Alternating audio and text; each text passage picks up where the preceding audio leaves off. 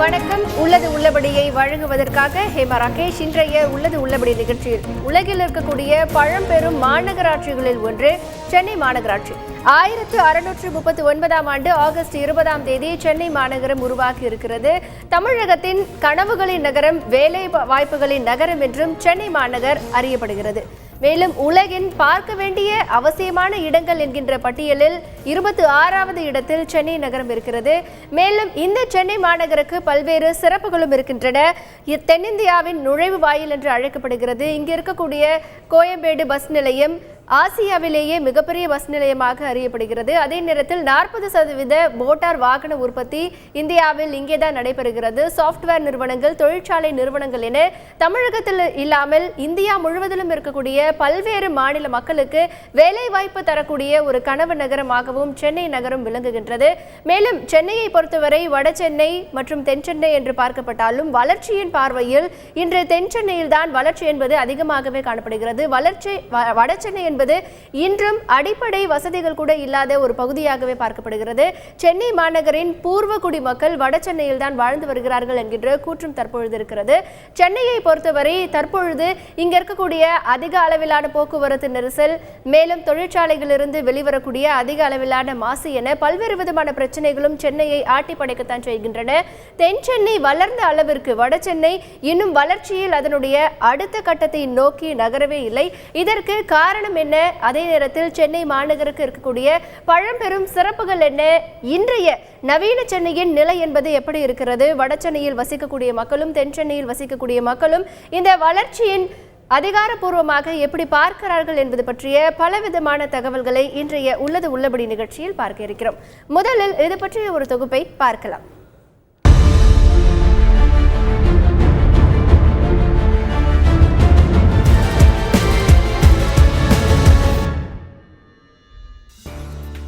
தென்னிந்தியாவின் நுழைவாயிலாக கருதப்படும் சென்னை மாநகரம் இந்தியாவின் கிழக்கு கடற்கரை பகுதியில் ஆங்கிலேயர் காலத்தில் உருவாக்கப்பட்ட செயின்ட் ஜார்ஜ் கோட்டையை சுற்றி வளர்ந்தது. அன்று மதராசப்பட்டினம் என்ற சிறிய மீனவ கிராமமாக இருந்த நம் தலைநகரம் இன்று நவீன சென்னையாக உருவெடுத்து தனது 375வது ஆண்டில் அடியெடுத்து வைக்கிறது.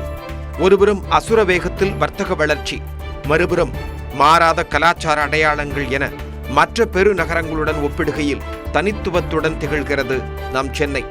சாஃப்ட்வேர் நிறுவனங்கள், கார் உற்பத்தி தொழிற்சாலைகள், கெமிக்கல் நிறுவனங்கள் உள்ளிட்டவை சென்னையில் அதிகம் இருப்பதால் வேலை வாய்ப்புகளை நம்பி தினந்தோறும் பல மாவட்டங்கள் மற்றும் மாநிலங்களிலிருந்து மக்கள் இங்கு குவிந்த வண்ணம் உள்ளனர்.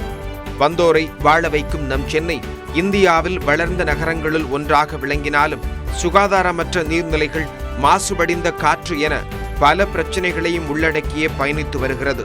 தெளிந்த நீரோடைகளாக இருந்த கூவம், அடையாறு, பக்கிங்ஹாம் கால்வாய் போன்றவை கடந்த அரை நூற்றாண்டுக்கும் மேலாக கவனிப்பின்றி கழிவுநீர் ஓடைகளாகவே மாறிவிட்டன. சென்னையின் தென்பகுதியில் ஐடி நிறுவனங்கள், புதிய சாலைகள், பொறியியல் கல்லூரிகள் என அதிவேக வளர்ச்சி காணப்படும் அதே நேரத்தில் குறுகலான சாலைகள், சுத்தமற்ற சூழல், மேம்படாத அடிப்படை வசதிகள் என கிட்டத்தட்ட 50 வருடங்களுக்கு முன் இருந்த அதே நிலையில் வட சென்னை தொடர்ந்து நீடிப்பதையும் நம்மால் பார்க்க முடிகிறது. எந்த நல்ல திட்டம் என்றாலும் அது தென் சென்னைக்கு மட்டும்தான் செல்கிறது என்று கூறுகிறார்கள் இப்பகுதி மக்கள். இன்று வானுயர்ந்த கட்டிடங்கள் தென் சென்னை முழுவதும் ஆக்கிரமித்துள்ளது. ஆனால் வட சென்னையில் இன்றும் பல குழந்தைகளுக்கு கல்வியறிவு பற்றிய விழிப்புணர்வே இல்லை. ஒரு நகரின் வளர்ச்சி ஒட்டுமொத்த பகுதியையும் சென்றடைந்தால் மட்டுமே அது வளர்ச்சியாக கருதப்படும். ஆனால் சென்னையை பொறுத்தவரை தென் சென்னை மட்டுமே நாளுக்கு நாள் வளர்ந்து வருகிறது. எல்லா வகைகளிலும் புறக்கணிக்கப்படும் பகுதியாக வட சென்னை உள்ளது என்று குற்றம் சாட்டப்படுகிறது. இந்த நிலையை மாற்றி வளர்ச்சியின் பாதையில் வட சென்னை பகுதியையும் அழைத்துச் செல்ல அரசு முனைய வேண்டும் என்பதே சென்னை வாசிகளின் எதிர்பார்ப்பு. வந்தாரை வாழ வைக்கும் சென்னை இன்று தன்னுடைய 375வது பிறந்த தினத்தில் காலடி எடுத்து வைத்திருக்கிறது. பழம்பெரும் நகரமான இந்த சென்னையின் வளர்ச்சி என்பது எப்படி பார்க்கப்படுகிறது? அனைத்து வளர்ச்சிகளுமே தென் சென்னையை மையப்படுத்திதான் இருக்கின்றன. வட சென்னைக்கான வளர்ச்சி என்பது இன்னும் நடைமுறைப்படுத்தப்படவே இல்லை என்கின்ற ஒரு குற்றச்சாட்டும் வட சென்னை பகுதி மக்களிடத்தில் இருக்கிறது. ஒரு நகரின் முழுமைக்குமான வளர்ச்சி என்பது ஒட்டுமொத்த பகுதிக்கும் சேர்த்த வளர்ச்சியாகத்தான் பார்க்கப்படுகிறது. ஆனால் இங்கே 2 பகுதியாக பிரிக்கப்பட்டு அமைக்கப்பட்டிருக்கின்ற இந்த சென்னை வளர்ச்சி என்பது தென் சென்னையில் தான் அதிகமாக இருக்கிறது, வட சென்னையில் குறைவாக இருக்கிறது என்கின்ற ஒரு கருத்தும் இங்கே முன்வைக்கப்படுகிறது. இதற்கு இருக்கக்கூடிய அடிப்படை காரணங்கள் எல்லாம் என்ன என்பது பற்றிய பல தகவல்களை இன்றைய உள்ளது உள்ளபடி நிகழ்ச்சியில் பார்க்க இருக்கிறோம். இன்றைய உள்ளது உள்ளபடி நிகழ்ச்சியில் வடசென்னை பகுதியிலிருந்து நேரடியாக கள தகவல்களை தர காத்திருக்கிறார் எமது செய்தியாளர் பாஸ்கர். மற்றும் இன்றைய உள்ளது உள்ளபடி நிகழ்ச்சியில் நம்முடைய செய்தி அரங்கிற்கு வருகை தந்து இந்த சென்னையின் சிறப்பு பற்றியும் சென்னையில் நடைமுறைப்படுத்த வேண்டிய பல்வேறு விதமான செயல்முறைகள் அணுகுமுறைகள் பற்றிய கருத்துக்களை பதிவு செய்ய இருக்கிறார் தஞ்சை தமிழ் பல்கலைக்கழகத்தின் தொல்லியல் துறை பேராசிரியர் முனைவர் திரு ராஜவேல். முதலில் சென்னை நகரத்தின் மிகப்பெரிய தகவல் களஞ்சியமும் இருக்கிறது. சென்னை நகரத்தினுடைய அடிப்படை விவரங்களை இப்பொழுது நாம் பார்க்கலாம். சென்னையினுடைய மக்கள் தொகை என்று பார்க்கும் பொழுது சென்னை நகரத்தின் மக்கள் தொகை 46,81,087 பேர் இருக்கிறார்கள் சென்னை நகரின் மைய பகுதியில். இதில் ஆண்கள் என்று பார்க்கும் பொழுது 23,57,633 பேரும், பெண்கள் 23,23,454 பேர் இருக்கிறார்கள். சென்னை மெட்ரோபாலிட்டன் சிட்டி என்று எடுத்துக்கொண்டால் ஒட்டுமொத்த கிராமங்களை உள்ளடக்கக்கூடிய மக்கள் தொகை 86,96,010 பேர் இருக்கிறார்கள். இதில் ஆண்கள் என்று பார்க்கும் பொழுது 43,89,200 பேரும், பெண்கள் 43,6,810 பேர் இருக்கிறார்கள்.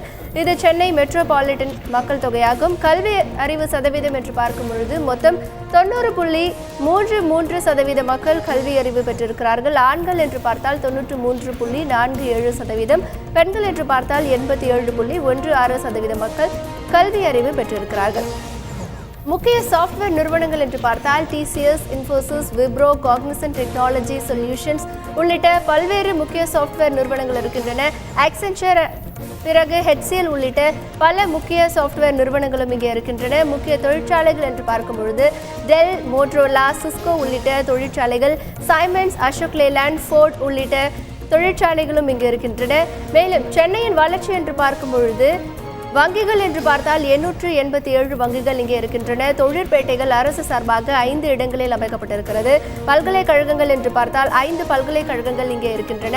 கலை அறிவியல் கல்லூரிகள் 43 செயல்பட்டு வருகின்றன. மருத்துவக் கல்லூரிகள் 6, பொறியியல் கல்லூரிகள் 170 சென்னையில் செயல்பட்டு வருகின்றன. மேலும் தென் சென்னையின் வளர்ச்சி என்று பார்த்தால் அதிக தொழில் நிறுவனங்கள் அதிகமாகவே இருக்கிறது. முறையான சாலைகள் அமைக்கப்பட்டிருக்கின்றன. சுகாதார வசதிகள் அங்கே மேம்படுத்தப்பட்டிருக்கிறது. கல்வி பற்றிய விழிப்புணர்வு அதிகமாகவே இருக்கிறது. வேலைவாய்ப்பு என்கின்ற பார்வையில் அதிக அளவிலான விழிப்புணர்வும் அங்கே இருக்கிறது. வட சென்னையின் பிரதான பிரச்சனை என்று பார்த்தால் மாசடைந்த கொடுங்கையூர் குப்பை கிடங்கு காரணமாக பல்வேறு நோய் பரவுவதற்கான வாய்ப்புகள் இருக்கிறது. எண்ணூர் துறைமுகம் இணைப்பு சாலை இன்னும் அமைக்கப்படாமலேயே இருக்கிறது. கடல் ஓரங்களில் வசிக்கக்கூடிய கிராமங்களுக்கு கடல் அரிப்பு பிரச்சனை இருக்கிறது. சாலையில் தேங்கி நிற்கக்கூடிய கண்டெய்னர் லாரிகளால் போக்குவரத்து நெரிசல் ஏற்படுகிறது. மேலும் அங்கே இருக்கக்கூடிய பல தொழிற்சாலை காரணமாக மாசு அதிகமாகவே இருக்கிறது. அங்கே இருக்கக்கூடிய அரசு மருத்துவமனை மேம்படுத்தப்படாமல் இருப்பதால் நோயாளிகள் மிகப்பெரிய பாதிப்புகளை அனுபவிக்கிறார்கள். அங்கே இருக்கக்கூடிய குப்பைகள் முறையாக அகற்றப்படாத காரணத்தினால் பல்வேறு நோய்கள் ஏற்படுகின்றன. அடிப்படை வசதிகள் பரிதாப நிலையில் இருப்பதாகவும் அங்கே கூறப்படுகிறது. பொதுவாகவே சென்னை என்று எடுத்துக்கொண்டால் பல்வேறு பிரச்சனைகள் இருக்கின்றன. பொதுவான பிரச்சனைகள் என்று பார்த்தால் இங்கே இருக்கக்கூடிய நீர்நிலைகள் பாதுகாக்கப்படாத சூழ்நிலையில் உள்ளது. போக்குவரத்து இன்னமும் கூட ஒருங்கிணைக்கப்படாத நிலைதான் இருக்கின்றன. ஆக்கிரமிப்புகள் இங்கே அதிகமாகவே இருக்கின்றன. சாலைகள் குண்டும் குழியுமாக சரி செய்யப்படாத நிலையில் இருக்கிறது. பாதாள சாக்கடைகள் பல இடங்களில் பாதுகாப்பு இல்லாத நிலைதான் இருக்கிறது. இப்படிப்பட்ட பொதுவான பிரச்சனைகளில் இன்றைய சென்னை மாநகரம் இருக்கிறது. சென்னையை பொறுத்தவரை வளர்ச்சி என்பது எப்படி பார்க்கப்படுகிறது? மேலும் கிட்டத்தட்ட சென்னை மெட்ரோபாலிட்டன் என்று பொறுத்தவரை 86 லட்சம் மக்கள் இங்கே இருக்கிறார்கள். அவர்களுக்கு தேவையான வசதிகள் எல்லாம் இருக்கிறதா? நாள்தோறும் ஆயிரக்கணக்கானோர் வேலை வாய்ப்பை நம்பியும் மற்ற செயல்களுக்காகவும் சென்னையை நோக்கி படையெடுத்து வருகிறார்கள். அவர்களுடைய நிலை என்ன என்பது பற்றிய பல்வேறு கள தகவல்களை பார்க்க இருக்கிறோம். முதலில் வட சென்னை பகுதியில் இருக்கும் எமது செய்தியாளர் பாஸ்கர் இடத்தில் கேட்கலாம். வணக்கம் பாஸ்கர். வட சென்னையை பொறுத்த வரைக்கும் இப்போ அங்க இருக்கக்கூடிய மக்கள் தொகை எவ்வளவு பேர் இருக்காங்க? வட சென்னையினுடைய இன்றைய நிலை என்பது எப்படி இருக்கு?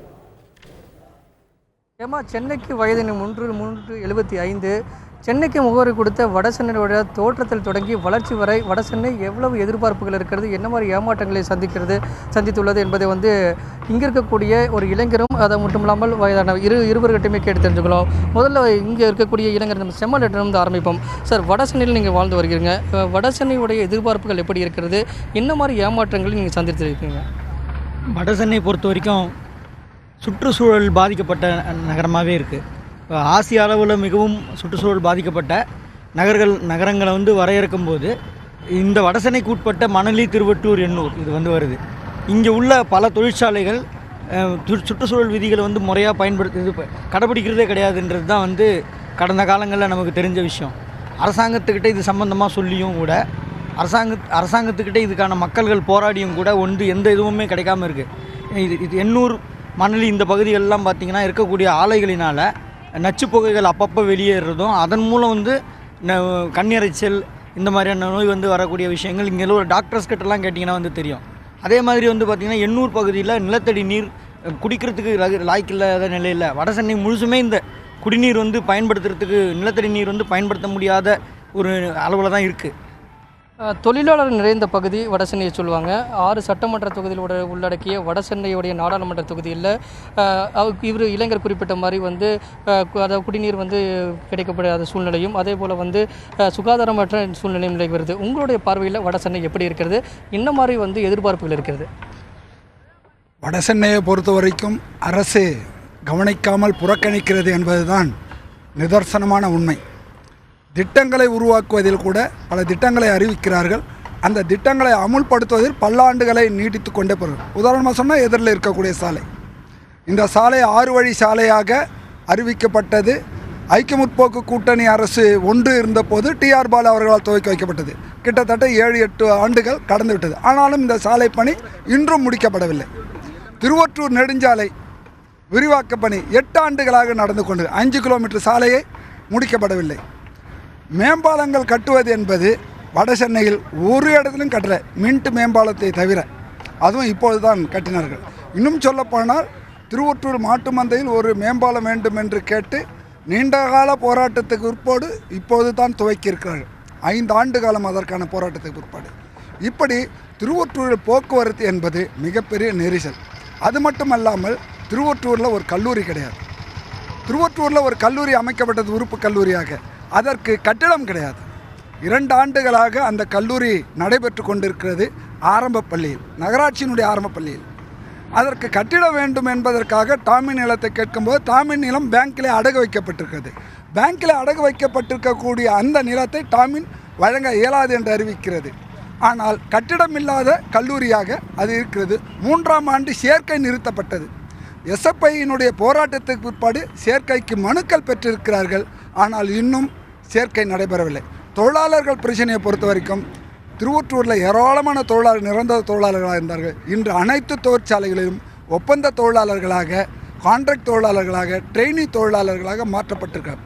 புதிய தொழிற்சாலைகள் என்பது ஐடி தொழிற்சாலைகள், ஐடி பார்க் என்றால் தென்சென்னை போகும். ரசாயன தொழிற்சாலைகள், கண்டெய்னர் நிறுத்துமிடம், இப்படிப்பட்ட தொழிற்சாலைகள் என்றால் வடசென்னைக்கு வரும். இப்போ கண்டெய்னர் யார்டுகள் தான் நிறையா. அதே மாதிரி ரசாயன தொழிற்சாலைகள் இப்படி வந்தால் வடசென்னைக்கு வரும். ஆக அரசே ஒரு பாராமுகமாக வடசென்னையை பார்க்கிறது என்பது தான் யதார்த்தமான உண்மையாக இருக்கிறது. ஹேமா, வந்து இளைஞருடைய குற்றச்சாட்டும் வயதான இருவருடைய குற்றச்சாட்டு என்னென்னா, இங்கே வந்து தொழிலாளர் நிறைந்த பகுதியில் பார்க்கும்போது தொழிலாளர்கள் மட்டுமே வந்து இங்கே வந்து புறக்கணிக்கப்படுகிறது, மட்டும் தொழிற்சாலைகள் புறக்கணிக்கப்படுகிறது. குறிப்பாக வந்து குடிநீர் வந்து தட்டுப்பாடு, நல்ல குடிநீர் கிடைக்கிறது இல்லை, சாலைகளுடைய மேம்பாடு சுமாராகத்தான் இருக்கிறது, சுகாதாரம் குறைவாக இருக்கிறது, இன்னொரு பல்வேறு குற்றச்சாட்டுகளை தொடர்ந்து வைத்துள்ளனர். அது மட்டும் இல்லாமல் மத்திய சென்னையும் தென் சென்னையும் ஒப்பிடும்போது வட சென்னை தொடர்ந்து புறக்கணிக்கப்படுவதுங்கிறது இவருடைய குற்றச்சாட்டாக இருக்கிறது. ஹேமா, தொடர்ந்து பேசலாம் பாஸ்கர். தென்சென்னை என்று பார்க்கும் பொழுது வளர்ச்சியின் அடிப்படையில் பல்வேறு சாஃப்ட்வேர் நிறுவனங்கள் அங்கேதான் அமைக்கப்படுகின்றன. அதுவே ரசாயன மற்றும் கண்டெய்னர்கள் அமைக்கப்படும் என்கின்ற நிலை என்று வரும்பொழுது வடசென்னை தான் அவர்களுடைய தேர்வாக இருக்கிறது. அரசின் பாராமுகம் இப்படி இருக்க எங்களுடைய வளர்ச்சி என்பது இனி எப்படிப்பட்டதாக இருக்கும் என்கின்ற ஒரு கேள்வியை எழுப்புகிறார்கள் வடசென்னை பகுதியைச் சேர்ந்தவர்கள். திரு ராஜவேலு அவர்களிடத்தில் பேசலாம். வணக்கம் சார். இப்போ சென்னை இன்றைக்கு 375வது பிறந்த நாளில் அடியெடுத்து வைக்குது. இந்த மாநகருக்கு நிறைய சிறப்புகள் இருக்கு. தமிழ் பேசுறவங்க மட்டும் இல்லாம மற்ற மொழிகள் பேசுறவங்க நிறைய பேர் வசிக்கக்கூடிய நகரமாகவும் இருக்கு. இப்போ வரலாற்று ரீதியாக பார்க்கும் பொழுது சென்னையினுடைய சிறப்புகள் என்ன? இந்த 375வது சென்னை உதயமாகி இந்த பிறந்தநாளை கொண்டாடி கொண்டிருக்கும் அனைத்து சென்னை வாழ் மக்களுக்கும் எனது மனமார்ந்த வாழ்த்துக்களையும் வணக்கத்தையும் தெரிவித்துக் கொள்கின்றேன். இந்த உள்ளது உள்ளபடி என்ற நிகழ்ச்சிக்கு என்னை அழைத்தமைக்கும் தந்தி தொலைக்காட்சி நிறுவனத்துக்கு எனது நன்றியை தெரிவித்துக் கொள்கின்றேன். இது சரியான தருணத்தில் இந்த ஒளிபரப்பு நடந்து கொண்டிருக்கின்றது, சரியான நேரத்திலே. இதற்கு நாம் வரலாற்றை பின்புலமாக வைத்துத்தான் நாம் பார்க்க வேண்டும். ஏன் வட சென்னையும் தென் சென்னையும் இப்பொழுது வெவ்வேறு பார்வையில் பார்க்கப்படுகின்றது, ஏன் தென் சென்னை வளர்ந்து வருகிறது, வட சென்னை வளரவில்லை என்று நாம் சொல்லப்போனால், வட சென்னையின் வரலாறு என்பது ஒரு பாரம்பரியமான வரலாறு. சென்னை நகரம் சென்னப்ப நாயக்கன் என்ற பெயரால் ஏற்படுத்தப்பட்டது என்று அனைவரும் சொல்லிக் கொண்டிருக்கின்றார்கள். சென்னை நகரம் உருவாக்கப்பட்ட பிறகுதான் ஏறக்குறைய 375 ஆண்டுகள் காலகட்டத்தில் தான் இந்த சென்னை நகரம் உருவானது என்ற ஒரு வரலாற்றை இப்பொழுது பெரும்பாலும் பேசிக் கொண்டிருக்கின்றார்கள். அது உண்மை அல்ல. ஏறக்குறைய வட சென்னையில் 2000 ஆண்டுகளுக்கு முற்பட்ட வரலாற்றை வட சென்னை பகுதி கண்டிருக்கின்றது. மதராஸ் என்பதற்கும் சென்னை என்பதற்கும் இன்றளவும் அந்த பெயர் காரணத்தை அறியாத மக்கள் பலர் இருக்கின்றனர். இந்த பெயர் மதராஸ் என்ற பெயர் மதராசன் என்ற ஒரு மாலுமி அல்லது ஒரு மீனவ தலைவனால் அந்த கோட்டை கட்டப்பட்டதால் அந்த பெயர் வந்திருக்கலாம் என்றும், அல்லது மதராசா என்ற இஸ்லாமிய பள்ளியை வைத்து இந்த பெயர் வந்திருக்கலாம் என்றும் பலர் நினைத்து கொண்டிருக்கின்றார்கள். அது உண்மை அல்ல. உண்மையில் ஆங்கிலேயர்கள் வரும்பொழுதே ஒரு மாதரசன் கோட்டை, மாதரசன் பட்டணம் என்ற ஒரு பகுதி இந்த பகுதியிலே வட சென்னை பகுதியிலே இருக்கின்றது. அந்த காலகட்டத்திலே சோழர்கள் காலத்திலும் சரி, அதற்கு பிறகு வந்த விஜயநகர காலகட்டத்திலும் சரி, இது மிகச்சிறந்த துறைமுக பட்டினமாக இருந்திருக்கின்றது. ஆங்கிலேயர்கள் தங்களுடைய குறிப்புகளிலே கூறும்பொழுது சாந்தோமிலிருந்து 3 கல் தொலைவிலே மாதரசன் பட்டணம் என்பது ஒன்று இருக்கின்றது என்று அவர்கள் குறித்துள்ளார்கள். இப்போது எவ்வாறு சென்னை நகரம் பல்வேறு பிரிவினருக்கும் தமிழகத்தில் இருக்கின்ற பல்வேறு மக்களுக்கும் கனவு ஊராக இருக்கிறது போன்று அந்த காலகட்டத்திலே ஆங்கிலேயர்களுக்கு இது கனவு ஊராகத்தான் இருந்திருக்கின்றது. ஏனெனில் அவர்கள் முதலாக இந்த கிழக்கு பகுதியிலே அவர்கள் குடியேறிய பகுதி அந்த ஆர்மர்கான் என்று சொல்வார்கள். அந்த பகுதியிலே குடியேறிய பொழுது அது சரியான துறைமுக பட்டணமாக இல்லாதால் டே என்பவர் இந்த பகுதியை தேர்ந்தெடுக்கும் பொழுது 3 கப்பல்களே இந்த பகுதிக்கு வருகின்றார். அப்பொழுது அவருடைய குறிப்புகளிலே மாதரசன் பட்டணத்திற்கு அருகிலே நமக்கு ஒரு 100 அடி நிலம் கிடைத்தால் கூட போதுமே என்று அவர் நினைக்கின்றார். அந்த வகையிலே வட சென்னை பகுதி மிகச் செழிப்பான பகுதியாகவும், பல்வேறு ஊர்களை கொண்ட பகுதியாகவும், பல்வேறு சிறு சிறு கிராமங்களை கொண்ட பகுதியாகவும் ஒரு சிறந்த துறைமுக பட்டினமாக இருந்திருக்கின்றது. கிருஷ்ணதேவராயனுடைய காலகட்டத்திலே பல கப்பல்கள் இங்கே வந்திருக்கின்றன. சீனாவிலிருந்து பல கப்பல்கள் வந்திருக்கின்றதாக பழவேற்காடு கல்வெட்டுகளே நமக்கு தெரிய வருகிறது. ஜூங்க் என்று ஒரு கப்பல் சைனாவில் தயாரிக்கப்படுகின்ற கப்பல், அந்த கப்பல் பழவேற்காடு என்ற பகுதியிலே வந்திருக்கின்றது. அதே போன்று மாதரசன் பட்டணத்திற்கும் அந்த கப்பல் வந்திருக்க வேண்டும். ஆகவே மிகச்சிறந்த துறைமுக பட்டினத்தை அந்த வட சென்னை பகுதி கொண்டிருக்கின்றது. இன்றைக்கு இருக்கின்ற அந்த ராயபுரம் என்ற பகுதி தான் ஏறக்குறைய அந்த மாதரசன் பட்டணம் என்ற பகுதி. ஆங்கிலேயர்கள் இங்கே வந்தபொழுது அவர்கள் அந்த வட சென்னை பகுதியில் அவர்கள் இருந்த மக்களை கருப்பு நகரம் என்று அழைத்தார்கள், பிளாக் டவுன் என்று அவர்கள் அழைத்தார்கள். அவர்கள் இருக்கின்ற பகுதியான அந்த புனித ஜார்ஜ் கோட்டை பகுதி ஒயிட் டவுன் என்று அழைக்கப்பட்டது. ஆகவே பெரும்பாலும் மக்கள் வாழ்ந்த பகுதியாக, தொண்டு தொட்டு மக்கள் வாழ்ந்த பகுதியாக வட சென்னை இருக்கின்றது. ஆகவே அந்த காலகட்டத்திலே நாம் தென் சென்னையை பார்க்கும்போது இங்கே நிலப்பகுதியில் தான் இருக்கின்றது. ஆகவே வளர்ச்சி என்று பார்க்கையிலே பிற்காலத்திலே ஏற்பட்ட அந்த மக்கள் தொகை பெருக்கம் தென் சென்னை பகுதியில் ஏற்பட வாய்ப்புகள் அதிகமாக இருக்கின்றது. வட சென்னை பகுதியில் ஏறக்குறைய மக்கள் தொகை ஏற்கனவே பெருகிவிட்டது. எவ்வாறு புதுதில்லியில் பழைய தில்லி என்று சொல்வார்கள், புதுதில்லி என்று சொல்வார்கள். புதுதில்லியில் பார்க்கும்போது நீங்கள் புதுதில்லி இருக்கிற பகுதிகளெல்லாம் வளர்ச்சி பெற்ற பகுதியாக இருக்கும். இப்பொழுது இருக்கின்ற செங்கோட்டை பகுதி மிகவும் வளர்ச்சி பெறாத பகுதியை தென் சென்னை அனுபவித்துக்கின்ற வருகின்ற அதே துயரங்களே அந்த புதுதில்லியில் இருக்கின்ற பழைய தில்லியில் இருக்கின்ற மக்களும் அனுபவித்து வருகின்றார்கள். அங்கே ஏற்கனவே சுகாதார குறைவு, பல தொழிற்சாலைகள் இருக்கின்ற பழைய தொழிற்சாலைகள் இருக்கின்ற பகுதிகளெல்லாம் இருக்கின்றன. அதே போன்று தான் தென் சென்னை பகுதியிலே புதிதாக தோற்றுவிக்கப்பட்ட தொழிற்சாலைகள் சுகாதார அமைப்புடன் தோற்றுவிக்கப்பட்டன. ஆனால் அந்த காலகட்டத்திலே வட சென்னையில் தோற்றுவிக்கப்பட்ட தொழிற்சாலைகள் சுகாதாரம் மட்டும் தோற்றுவிக்கப்பட்டதால் மக்கள் தொகை பெருக்கத்தால் இந்த நிலை ஏற்பட்டுள்ளது. தொடர்ந்து நாம் இந்த வரலாற்றை பார்ப்போமானால் கல்வெட்டுகளில் கூட நமக்கு மிகுந்த பகுதிகள் வட சென்னை பகுதியில் தான் இருக்கின்றன. இன்றைக்கு சொல்லக்கூடிய திருவெற்றூர் பகுதியை பற்றி அவர்கள் கூறினார்கள். திருவெற்றூர் பகுதிக்கு அந்த காலகட்டத்திலே காஷ்மீரிலிருந்து அந்த திருவெற்றூர் கோயிலுக்கு வந்து நிலதாவணங்களை கொடுத்திருக்கின்றார்கள். திருவெற்றூரை சுற்றியில் அந்த மணலி என்ற பகுதி திருவெற்றூரின் கோயிலின் ஒரு அங்கமாக இருந்திருக்கிறது. அதே போன்று பல்வேறு பகுதியில் நாம் சொல்லலாம், மாதவரம் போன்ற பகுதிகளெல்லாம் பழமையான வரலாற்றை கொண்டது. ஆகவே அங்கே மக்கள் தொகை பெருக்கத்தால் தான் இந்த நிலை ஏற்பட்டது என்று நான் கருதுகின்றேன். தொடர்ந்து பேசலாம் திரு ராஜவேலு. வளர்ச்சியை பொறுத்தவரை இன்று வட சென்னையின் வளர்ச்சி என்பது மிக குறைவாகவே காணப்படுகிறது. ஆனால் சென்னையின் ஆரம்ப காலகட்டத்தில் வளர்ச்சி என்பது பிரதானமான பகுதியாக வட சென்னை இருந்திருக்கிறது. காலப்போக்கில் ஏற்பட்ட மக்கள் தொகை காரணமாக தென் சென்னையில் பல்வேறு தொழில் நிறுவனங்கள் அமைய வேண்டிய காரணங்களும் இருந்திருக்கின்றன.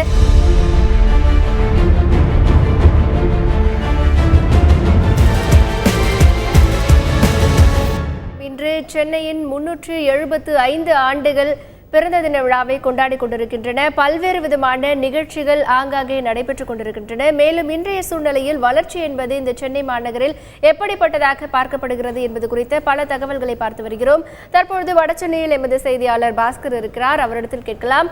பாஸ்கர், இப்போ வடசென்னையை பொறுத்த வரைக்கும் மக்கள் நல திட்டங்கள் என்பது அங்கே எப்படி மக்களுக்காக அங்கே செயல்படுத்தப்படுகிறது? அரசு செயல்படுத்தக்கூடிய அனைத்து மக்கள் நல திட்டங்களும் முறையாக அவர்களுக்கு போய் சேர்ந்திருக்கிறதா? அவர்கள் அதற்குரிய பலன்களை அனுபவித்து வருகிறார்களா? அவங்க கிட்டேயே கேளுங்க. கிருஷ்ணன் சார், சொல்லுங்கள், மக்கள் நலத்திட்டங்கள் இந்த பகுதியில் வட சென்னையில் எந்த அளவுக்கு வந்து மக்களிடம் கொண்டு செல்லப்பட்டிருக்கிறது? அது மட்டும் இல்லாமல் ராயபுரம் முனையம் வந்து நீண்டகால கோரிக்கை. தற்போது மத்திய ரயில்வே அமைச்சர் வந்து முனையமாக மாற்றுவதற்கு 200 கோடி ரூபாய் நிதி ஒதுக்கப்பட்டிருக்கிறது. பணிகள் இன்னும் தொடங்கலை. உங்களுடைய பார்வையில் வட சென்னையுடைய வளர்ச்சி எப்படி இருக்கிறது? வட சென்னையை பொறுத்தவரை சென்னை நகரத்தினுடைய தோற்றமே வட சென்னை என்பதுதான் சொல்ல முடியும். அப்படி பார்க்கின்ற போது இந்த 375 ஆண்டுகளில் சில முன்னேற்றங்கள் ஏற்பட்டிருந்தாலும் கூட அடிப்படையான முன்னேற்றங்கள் ஏற்படவில்லை என்பதுதான். அதில் ஆரம்ப சுகாதாரம் என்பது மிகப்பெரிய பிரச்சனையாக இருக்கிறது. எனக்கு முன்னால் குறிப்பிட்டது போல குடிநீர், பாதுகாக்கப்பட்ட குடிநீர் என்பது அல்லது அந்த குடிநீர் கிடைப்பது என்பது இல்லை. நிலத்தடி நீர் வற்றி போனது மட்டுமல்ல, அரசு குடிநீர் வாரியத்தின் மூலமாக கொடுக்கக்கூடிய குடிநீர் கூட ஒரு நாள் விட்டு ஒரு நாள் கிடைக்கிறது. அதுவும் சாக்கடை கலந்த நீரோடு வரக்கூடிய பிரச்சனை என்பது எல்லா இடங்களிலும் இங்கேயும் அந்த அளவில் இருக்கிறது. அதே போல் குப்பைகள் என்பது நகரத்தினுடைய எல்லா மையப்பகுதிகளிலும் இருக்கிறது. இந்த குப்பையை சேகரித்து மாநகராட்சி ஒரு இடத்திலே, அது ஜங்ஷன் என்ற இடத்துல வைக்கிறார்கள். அங்கே பல நாட்கள் மக்கி அதை துர்நாற்றம் எடுத்து மக்களுக்கு சுகாதார சீர்கேடுகளை உருவாக்கின பிறகு தான் அப்புறப்படுத்துகிறார்கள் என்ற நிலைமை இன்றைக்கு அவ்வளவு பெரிய நிலைமை இன்றைக்கு இருந்துக்கிறது. அதுபோல் ஆரம்ப சுகாதார மையங்கள் என்ற அடிப்படையில் இல்லை, அதெல்லாம் இல்லை. மாநகராட்சி ஒரு காலத்தில் கட்டி கொண்டிருந்தது, நடத்தி கொண்டிருந்தார்கள், இன்றைக்கு இல்லை. இந்த வடசென்னை பகுதிக்கு மிகப்பெரிய அரசு மருத்துவமனை என்று சொல்லக்கூடிய ஸ்டான்லி மருத்துவமனை மட்டும்தான் இருக்கிறது. அந்த மருத்துவமனையில் இன்றைக்கு வரக்கூடிய நோயாளிகளுக்கு தகுந்த அளவிற்கு சிகிச்சை அளிப்பதற்கான டாக்டர்ஸ் இல்லை, உபகரணங்கள் இல்லை, அதற்கான நர்ஸுகள் இல்லை, மருந்து இல்லை, சரியான பராமரிப்பு இல்லை. இன்னும் சொல்ல போனால் குடிப்பதற்கு குடிநீர் இல்லை, அங்கே கழிவுநீர் அகற்றுவதற்கான போதிய ஏற்பாடுகள் இல்லை. இன்னும் சொல்ல போனால் எலிகள் சவகடங்கில் இருக்கக்கூடிய சவங்களை எல்லாம் கடிக்கக்கூடிய நிலைமையும் இன்றைக்கு ஸ்டான்லி மருத்துவமனையில் இருக்கிறது, பொது மருத்துவமனையும் இருக்கிறது என்பதை பார்க்க முடியும். அதுபோல் இந்தியாவிலே மிக பழமையான ரயில்வே முனையங்களிலே ராயபுரம் ரயில்வே முனையம் என்பது ஒரு மிகப்பெரியது. அதற்கு தொடர்ந்து மார்க்சிஸ்ட் கம்யூனிஸ்ட் கட்சியும் இடதுசாரி இயக்கங்களும் இந்த பகுதியில் இருக்கக்கூடிய பொதுமக்களும் போராடி இருக்கிறார்கள். அது அந்த பெரிய போராட்டத்திற்கு பிறகு இப்பொழுது வந்திருக்கக்கூடிய அரசு ரயில்வே அமைச்சகம் அதை எடுத்து நடத்துவதாக சொல்லியிருக்கிறார்கள். துரிதமாக அந்த வேலையை செய்தால் மட்டுமே இன்றைக்கு பெருகி வரக்கூடிய போக்குவரத்து நெரிசலை வடசென்னை பகுதியில் ஓரளவிற்கு அதை சமாளிக்க முடியும். அதை உடனடியாக திறக்க வேண்டும் என்பதால். அதுபோல் நண்பர் ஜெயராமன் அவர்கள் குறிப்பிட்டது போல திருவெற்றியூர் மட்டுமல்ல, இந்த வடசென்னை பகுதியில் அரசு கல்லூரி என்பது அம்பேத்கர் கல்லூரியை தவிர வேறு கல்லூரிகளே இல்லை. பக்கத்தில் இருக்கக்கூடிய பாரதி மகளிர் கல்லூரி கூட மத்திய சென்னை சார்ந்த தொகுதியாக இருக்கிறது. எனவே மத்திய சென்னை வட சென்னையை விட வாழ்ந்து விட்டது என்று சொல்வதற்கு இல்லை. சில முன்னேற்றங்கள் வட சென்னையை விட இருந்தாலும் கூட இன்றைக்கும் அடிப்படை அந்த ஆரம்ப சென்னை நகரம் என்று சொல்லக்கூடிய துறைமுகம், அந்த பகுதி, தலைமைச் செயலகம் அல்லது ரிசர்வ் வங்கி போன்ற இடங்களில் கூட இன்றைக்கி குடிநீர் பிரச்சனை இருக்கிறது. 4 நாட்கள் முன்னே பத்திரிகையில் வந்திருக்கிறது. குடிநீர் குடம் 5 ரூபாய் விற்ற இடத்துல இன்றைக்கு 8 ரூபாய், 10 ரூபாய், 12 ரூபாய் என்ற அளவிற்கு பத்திரிகையில் வந்த பிறகு மேயர்கள் தலையிட்டு அதை நிறுத்தினார்களே தவிர அந்த மக்கள் என்ன கேட்கிறார்கள், இந்த அளவில் நாங்கள் வாங்கி குடிக்க வேண்டியிருக்கிற தண்ணீர் கிடைக்காதனால அந்த தண்ணீர் கிடைப்பதற்கு என்ன ஏற்பாடு என்று சொன்னால் நீங்கள் கேன் வாட்டர் வாங்கி குடியுங்கள் என்றுதான் மாநகராட்சியினுடைய பதிலாக இருக்கிறத தவிர இது வேறு ஒன்றும் இல்லை. எனவே அடிப்படையான அந்த மாற்றங்களை, சுகாதார பிரச்சனைகளை செய்ய வேண்டும், செய்வதற்காக துணி வேண்டும் என்பதுதான் இன்றைக்கு ஆட்சியாளரை பார்த்து நாம் கேட்குறோம். மீனவ சமுதாயத்தை சேர்ந்த தயாளன் இருக்கார் சார். தொழிலாளருக்கு அடுத்தபடியாக மீனவர்கள் அதிகமாக வாழக்கூடிய பகுதி வட சென்னை. இங்கே மீனவர்களுடைய நலன் எவ்வளவு பாதுகாக்கப்படுகிறது, என்ன மாதிரி எதிர்பார்ப்புகள் இருக்கிறது? அதாவது பார்த்திங்கன்னா சென்னைன்னு எடுத்திங்கன்னா முதல் குடி யாருன்னு பார்த்திங்கன்னா மீனவர்கள் தான். சென்னைன்னு சொன்னாலே பார்த்திங்கன்னா மீனவர்கள் வசித்த பகுதி தான் சென்னை. அப்பேற்பட்ட சென்னையில் வந்து இன்றைக்கி பார்த்திங்கன்னா சாலை விரிவாக்கம் என்ற பெயர்லையும் இன்றைக்கி இருக்கக்கூடிய சென்னை துறைமுகம் விரிவாக்கம் என்ற பெயர்லையும் நாங்கள் வந்து மீனவர்கள் வந்து குடியிருந்த பகுதியெல்லாம் வந்து இழந்திருக்கோம். அதாவது பல கிலோமீட்டர்கள் வந்து கடல் அரிப்புனால இன்றைக்கி வந்து காசிமேட்லேருந்து எண்ணூர் வரைக்கும் தாளங்குப்பம் நெட்டுக்குப்பம் வரைக்கும் பார்த்திங்கன்னா மணல் பரப்பாக இருந்த கடல் பரப்பு எல்லாமே வந்து இன்றைக்கி கடல் பரப்பாகிடுச்சு. இன்றைக்கி வந்து மக்கள் குடியிருக்க முடியாத ஒரு சூழ்நிலை ஏற்பட்டிருக்கு.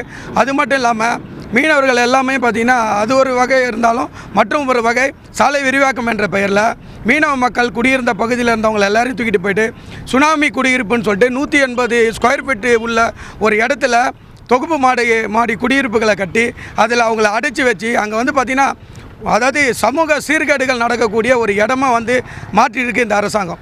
அதாவது வடசென்னைன்னு எடுத்துக்கிட்டிங்கன்னா இங்கே பார்த்திங்கன்னா சாலையில் வந்து பள்ளம் மிகுந்த பகுதி எதுனா வடசென்னை, தென்சென்னைன்னு எடுத்திங்கன்னா பாலங்கள் மிகுந்த பகுதி தென்சென்னை. தென்சென்னையில் வந்து வசதியான மக்கள் வசிக்கக்கூடிய பகுதி வந்து தென்சென்னை. வடசென்னைன்னு எடுத்திங்கன்னா தொழிலாளர்கள் வசிக்கக்கூடிய பகுதி. அதனால தான் வந்து இன்றைக்கி வந்து ஆளக்கூடிய அரசுகள் வந்து கவனமே செலுத்தலைன்றது தான் எங்களுக்கு குற்றச்சாட்டு. அதே நேரத்தில் இன்றைக்கி வந்து பார்த்திங்கன்னா தமிழ்நாட்டில் இருக்கக்கூடிய மீன்பிடி துறைமுகங்கள்லேயே வந்து சென்னை மீன்பிடி துறைமுகம் ரொம்ப பழமையான துறைமுகம். அந்த சென்னை மீன்பிடி துறைமுகத்தை வந்து நவீனப்படுத்தியிருந்தாங்க இன்றைக்கி உலக நாடுகளுக்கு அனைத்துக்கும் இங்கேருந்து தான் வந்து மீன் வந்து வர்த்தகம் செய்யப்படுது. ஆனால் ஐரோப்பிய நாடுகள் வந்து பார்த்திங்கன்னா தடை செய்யப்பட்ட ஒரு மீன்பிடி துறைமுகம், மீன் ஏற்றுமதிக்கு தடை செய்யப்பட்ட மீன்பிடி துறைமுகம் அதுன்னு கேட்டிங்கன்னா சென்னை காசிமேடு மீன்பிடி துறைமுகம். ஏன்னா சென்னை காசிமேடு மீன்பிடி துறைமுகத்துலேருந்து மீனை வந்து ஏற்றுமதி செய்ய முடியாது. இங்கேருந்து கேரளாவுக்கு கொண்டு போய் கேரளாவிலேருந்து தான் ஏற்றுமதி செய்ய முடியுன்ற ஒரு சூழ்நிலை இருக்குதுன்னா அது சென்னை காசிமேடு மீன்பிடி துறைமுகம் தான். இதுக்கு காரணம் என்னன்னு கேட்டால் அரசு வந்து இல்லை பல ஆயிரம் கோடி அந்நிய செலாவணியை ஈட்டக்கூடிய இந்த தொழிலில் வந்து வடசென்னையில் இருக்கிறதால வந்து கவனம் செலுத்தலான்றது தான் எங்களுடைய குற்றச்சாட்டு. அதே நேரத்தில் பார்த்திங்கன்னா இன்றைக்கி வந்து கண்டெய்னர் ட்ரெய்லர்கள் வந்து அதிகப்படியாக ஓடக்கூடிய ஒரு பகுதி எதுனா வடசென்னை தான். வடசென்னையில் இன்றைக்கி சாலை விபத்துகள்னு எடுத்திங்கன்னா தமிழ்நாட்டிலே அதிகமான சாலை விபத்துகள் நடக்கக்கூடிய ஒரு பகுதி எதுன்னு கேட்டிங்கன்னா வடசென்னை பகுதி. அதுவும் பார்த்திங்கன்னா இந்த கிழக்கு கடற்கரை பகுதி எண்ணூர் வரைக்கும் இருக்கக்கூடிய பகுதி. தொடர்ந்து குற்றச்சாட்டுகள் பதிவு செய்த வண்ணம் இருக்காங்க. வடசென்னை சேர்ந்த மக்கள் கல்வி சுகாதாரத்திலையும் வந்து வடசென்னை வந்து பின்தங்கியுள்ளது. அது மட்டும் இல்லாமல் வளர்ச்சி என்ற அடிப்படையிலும் பின்தங்கி உள்ளங்கிறது இந்த பகுதியோட மக்களோட குற்றச்சாட்டாக இருக்குது. ஹேமா, தொடர்ந்து பேசலாம் பாஸ்கர். வடசென்னை பகுதியில் மீனவர்கள் அதிகம் வசிக்கக்கூடிய பகுதியாக இருக்கிறது. ஆனாலும் மீனவர்களுக்கு தேவையான அடிப்படை வாழ்வாதார உரிமைகள் திட்டங்கள் கிடைப்பதில் தாமதம் ஏற்படுவதாக அங்கு இருப்பவர்கள் குற்றம் சாட்டுகிறார்கள். வளர்ச்சியின் அடிப்படையில் என்று பார்க்கும் பொழுது மிகவும் பின்தங்கிய நிலையில் இருப்பதாக வடசென்னை மக்கள் வேதனையோடு தெரிவிக்கிறார்கள்.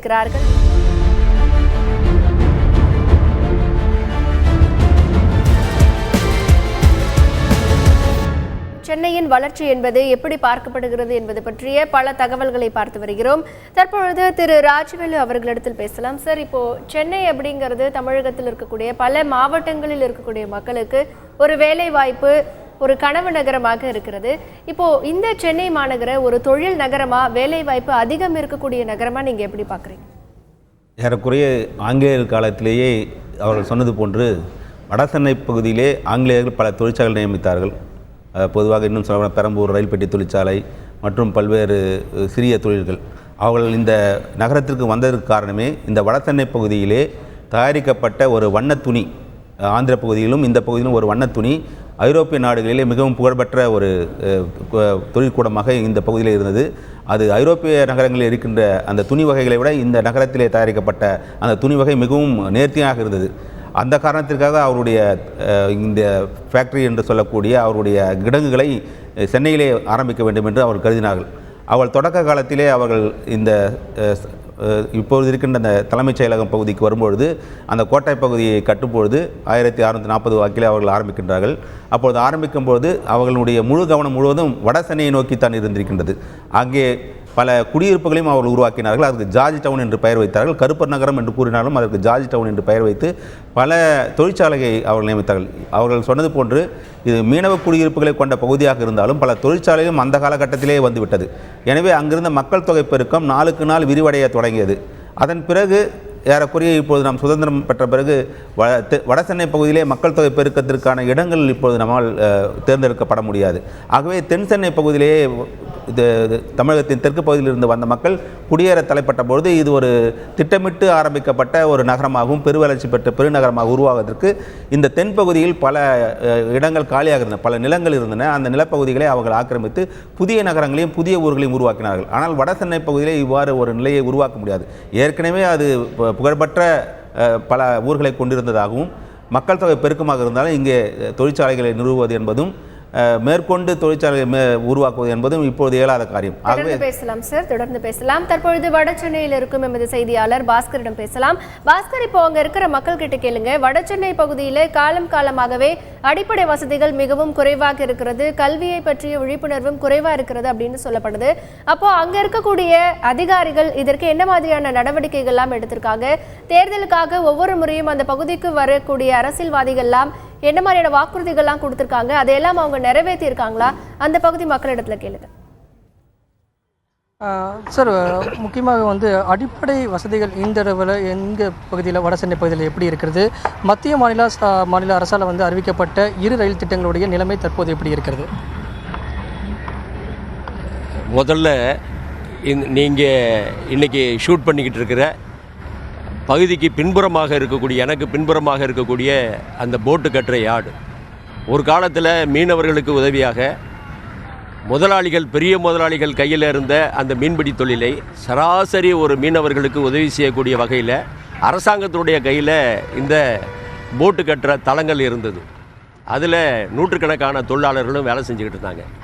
அரசாங்கம் தொழில் இருக்குது, தொழிலாளர்கள் இருக்கிறாங்க. ஆனால் அந்த தொழிலாளர்களுக்கு உதவி செய்ய வேண்டிய அரசாங்கம் அந்த கட்டுமான படகுகளை கட்டக்கூடிய விஷயத்தை தனியார் கையில் விட்டுருச்சு.